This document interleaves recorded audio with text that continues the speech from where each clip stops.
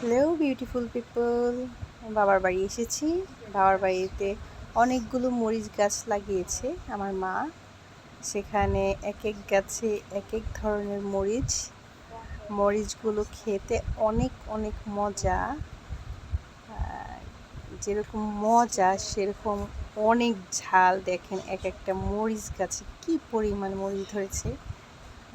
কাদের বাড়িতে এরকম এরকম মরিচ গাছ আছে তারা জানাবেন। এই মরিচগুলো খেতে অনেক সুস্বাদু, অনেক মজা।